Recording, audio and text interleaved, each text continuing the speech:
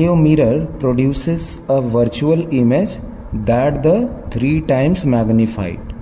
एक concave mirror है जिससे एक इमेज बन रहा है जो ऑब्जेक्ट से क्या है 3 टाइम्स बड़ा है, तभी तो 3 टाइम्स मैग्नीफाइड हुआ। When the object is moved 8 centimeter closer to the mirror. अब ऑब्जेक्ट पहले जहां पे रखा हुआ था उससे उसके प्लेस को चेंज करके क्या किया जा रहा है, मिरर की तरफ 8 सेंटीमीटर आगे बढ़ाया जा रहा है। The magnification becomes 1.5 still virtual. तो अब मैग्निफिकेशन जो पहले 3 टाइम्स था अब कितना है, 1.5 टाइम्स हो गया।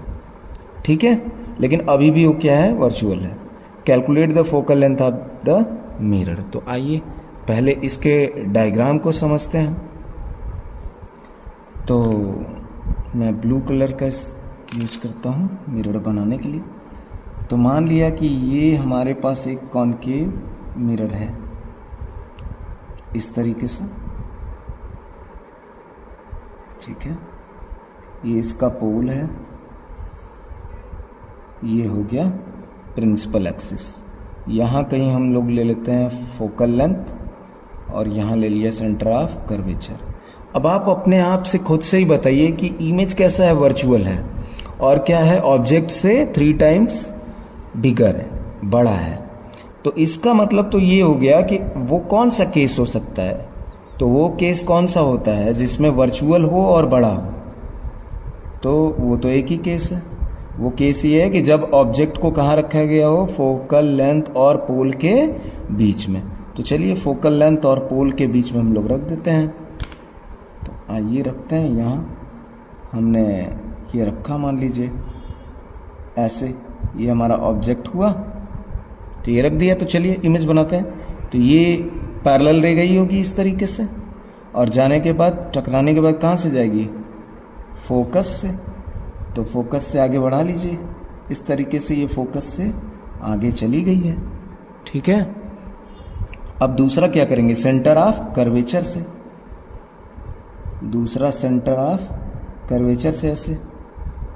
तो ऐसे आगे बढ़ाया, तो आपको पता है कि सेंटर ऑफ कर्वेचर से जो जाती है वो सेंटर ऑफ कर्वेचर से ही लौटती है। तो इधर जाएगा तो मिरर के सामने तो दोनों रेज क्या हो जा रही हैं, काफ़ी डिस्टेंस मेंटेन करने लग रही है। मतलब ये इधर तो कहीं नहीं मिलेंगी, तो कहाँ मिलेंगी, मिरर के पीछे ही मिलेंगी। तो पीछे बढ़ाइए आप, तो देखिए पीछे बढ़ाते जाइए, तो इधर कहीं यहाँ पे ये मिल गई, इधर कहीं मिल गई। तो यही मान लेते हैं कि ये हमारा इमेज बन गया। और इमेज कैसा है, 3 टाइम्स।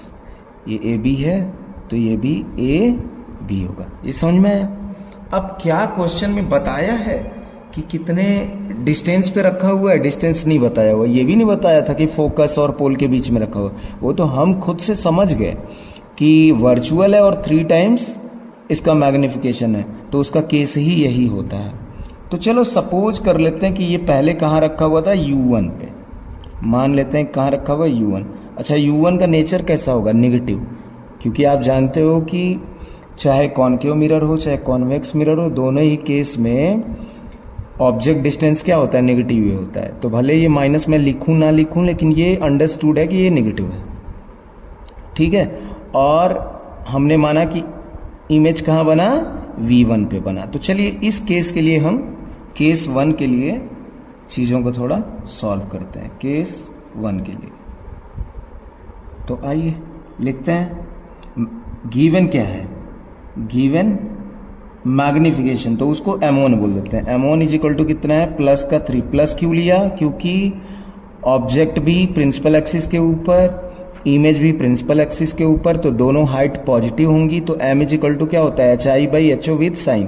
तो दोनों का साइन पॉजिटिव है तो प्लस ही रहेगा। तो गिवन तो ये है, लेकिन हम क्या जानते हैं, वी नो दैट, हम जानते हैं कि M1 बराबर जो होगा फॉर्मूले से, वो माइनस का क्या होता है, V/U होता है ना जनरल फॉर्मूला, M बराबर माइनस V/U। तो यहाँ माइनस का क्या लिखोगे, V1/U1 विद साइन पुट करते हैं। तो मैं कह रहा हूँ कि ये जनरल नेमिंग है, तो जनरल नेमिंग में वो खुद ही साइन के साथ होता है। आपको साइन लिखने की कोई ज़रूरत नहीं। हाँ, यहीं पे अगर 8 सेंटीमीटर होता, 20 सेंटीमीटर मतलब न्यूमेरिकल वैल्यू होती तो आपको साइन यहाँ पे पुट करने की ज़रूरत पड़ती। जनरल नेमिंग में कोई ज़रूरत आपको नहीं है। ठीक है, तो यहाँ तक कंडीशन बन गई। यहाँ पे अब m1 की वैल्यू पुट कर दीजिए आप, तो 3 इज इक्वल टू माइनस का v1 बाई u1। तो यहाँ से बताइए कि v1 की वैल्यू क्या निकल के आएगी। v1 इज इक्वल टू, ये देखो इधर डिवाइड है, इधर आया तो मल्टीप्लाई, तो 3u1 हो जाएगा, वो भी माइनस का। इसको इक्वेशन नंबर 1 बोल दो। और इसको थोड़ा अब इसी को यहीं से सॉल्व करो कि अब ये कंडीशन आ गई तो मिरर फॉर्मूला लगाओ। Use mirror formula, mirror formula. तो मिरर फॉर्मूला आप यूज करिए, तो 1 by F is equal to 1 by v1 plus 1 by u1, यही आएगा। तो 1 by F is equal to v1 की वैल्यू अब आपको पता है, क्या पता है, 1 बाई माइनस का 3u1, तो v1 की जगह माइनस का 3u1 लिख दिया, और प्लस का क्या आ जाएगा, यहाँ पे u1 पहले से ही था। एलसीएम लीजिए, कितना आएगा एलसीएम, 3u1, तो 3u1 से 3u1 कैंसिल, तो कितना आएगा -1 प्लस, अब देखिए u1 से u1 कैंसिल तो कितना आ गया 3। तो आप बताइए 1 by F is equal to कितना निकल के आएगा, 2 डिवाइडेड बाई 3u1 निकल के आएगा। तो यहाँ से f कितना निकल के आएगा, क्रॉस मल्टीप्लिकेशन के हिसाब से, तो क्या आ जाएगा यहाँ पे 3u1 बाई 2। इसको इक्वेशन नंबर 2 बोल दीजिए। फोकल लेंथ आ गया। अब चलिए सेकेंड केस के लिए पहले डायग्राम बनाते हैं। सेकेंड केस वो क्या बोल रहा है, इसी पे समझना है। इस क्वेश्चन में यहीं पे थोड़ा सा कॉन्सेप्ट है कि अब वो जो ऑब्जेक्ट रखा हुआ है उसको 8 सेंटीमीटर मिरर की तरफ आगे बढ़ाता है। तो चलिए हम मानते हैं कि 8 सेंटीमीटर कुछ यहां बढ़ा लिया, यहां पे, और ब्लू कलर से दिखा दिया मैंने 8 सेंटीमीटर। हम बोलते हैं कि यही हमारा 8 सेंटीमीटर है, ये वाला डिस्टेंस देख रहा हो ना, ये रेड से ब्लू पे आ गए, 8 सेंटीमीटर आगे बढ़ गए। तो पहले डायग्राम बनाते हैं कि इसका डायग्राम कैसे बनेगा। तो डायग्राम तो ऐसे ही बनेगा कि चलो यहां से पैरेलल रेज गई, हाँ चली गई पैरेलल, अब वो कहां से जाएगी, तो वो पैरेलल रेज जो है वो फोकस से चली जाएगी, ऐसे ही इसी तरीके से फोकस से जाएगी। तो ये तो सही है, ये तो ठीक है, रेड वाली अब ब्लू हो गई। लेकिन दूसरा क्या करोगे, दूसरा कहां से भेजोगे, सेंटर ऑफ कर्वेचर से। तो जरा दूसरे वाले को ध्यान से देखना, दूसरा सेंटर ऑफ कर्वेचर से ऐसे ऐसे गई, ऐसे गई, तो इधर तो कहीं मिलेगी नहीं। अब तो ये ब्लू लाइन थोड़ी रेड वाली से अलग हो गई, सी के लिए, फोकस के लिए तो सेम है लेकिन इसके लिए अलग हो गई। तो अब ये इधर मिरर के सामने तो नहीं मिल रही, तो कहाँ मिलेगी, पीछे। तो पीछे बढ़ाइए आप आगे, इस तरीके से बढ़ाइए, देखिए यहाँ कहीं मिल गई और यहाँ मिल गई, तो ये आपका बन गया इमेज। तो क्या वहीं पे इमेज बना कि दूसरा इमेज बना, दूसरा इमेज बन गया। क्या उतना ही बड़ा बना या छोटा बना, हाँ छोटा बन गया, दिख रहा है ना। तो अब आप समझ पा रहे हो कि पहले रखा था u1 पे, अब u1 में से 8 सेंटीमीटर और कम हो गया, यानी ये डिस्टेंस तो और कम हो गया ना ब्लू वाली लाइन का। आप देखिए ये जो डिस्टेंस है ये तो और कम रह गया ना। तो आप ये बताइए कि अब जब आप सेकेंड केस लिखोगे, सेकेंड केस यानी केस 2 जो लिखोगे, तो अब आप ये मान के चलोगे कि ये डिस्टेंस अब क्या हो गया, u2 हो गया, और ये जो बना वो क्या हो गया, यहाँ पे इमेज डिस्टेंस क्या हो गया, v2 हो गया, ये वाला देख रहे हैं ना। लेकिन u2 को u1 के टर्म्स में कैसे लिखोगे, तो देखो, let new object distance, object distance, distance is u2, u2 मान लिया, ठीक, एंड इमेज डिस्टेंस कितना मान लिया, v2। बट अब आप जानते हो कि u2 को हम क्या लिख सकते हैं, u2 is equal to u1 plus 8। अब आपको एक कंफ्यूजन यहीं पे आएगा कि सर ये तो मिरर के और नजदीक गया, तो जब ये मिरर के और नज़दीक गया तो आपको तो U1 में से 8 सेंटीमीटर कम कर देना चाहिए था, आपने तो और बढ़ा दिया। तो देखो यहीं पे ध्यान दो, U1 कैसा नेचर का है, नेगेटिव नेचर का है, माइनस का है। और माइनस में अगर -8 करोगे तो लेंथ बढ़ेगा कि घटेगा? ऐसे समझो माइनस का 20 है और उसमें -8 कर दोगे तो कितना आ जाएगा नया वाला U2? माइनस का 28 हो जाएगा। जबकि हमको क्या करना है, उसको छोटा करना है। तो माइनस का अगर 20 पे पहले रखा हुआ था, एग्जाम्पल लेट कर रहे हैं, तो उसमें अगर प्लस का 8 कर दोगे माइनस वाले में, तब क्या हो जाएगा? वो 12 हो जाएगा, यानी डिस्टेंस घटेगा। तो डिस्टेंस घटना है तो इस नेगेटिव चीज में प्लस करोगे तभी आएगा, और यही मेन कॉम्प्लिकेशन था, यहीं पे गलती होती। ठीक है, इसी को थोड़ा ध्यान से तुम भी दिमाग लगाना कि यहाँ क्या हो रहा है। तो चलिए आगे बढ़ते हैं हम लोग। तो इसको तो बट U2 = U1 + 8 होगा कैसे? बाई क्वेश्चन में इंफॉर्मेशन है उससे। ठीक है, अब आ जाइए, क्या गिवन है आपको? गिवन कि नया वाला जो मैग्निफिकेशन है M2 वो कितना है? 1.5 हो गया। तो अब इसके लिए फॉर्मूला लगाइए। M2 = हमारे फॉर्मूले से क्या होगा? माइनस का V/U होता है तो V2/U2 हो जाएगा। चलिए अब सेकंड पेज हम लोग यूज करते हैं। देखो क्वेश्चन तो कॉन्सेप्चुअल है, इसलिए थोड़ा सा लेंथ है इसमें, और ये अगर बोर्ड में आया तो अच्छे मार्क्स में आएगा। तो अब देखिए M2 = कितना निकल के आया था हमारे पास? माइनस का V2/U2। लेकिन M2 है कितना, दिया कितना था क्वेश्चन में? 1.5। तो 1.5 = माइनस का V2/U2। सही है यहां से।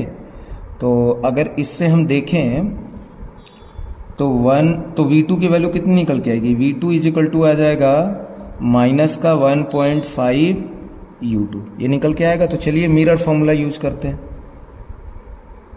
तो यूज मिरर फॉर्मूला।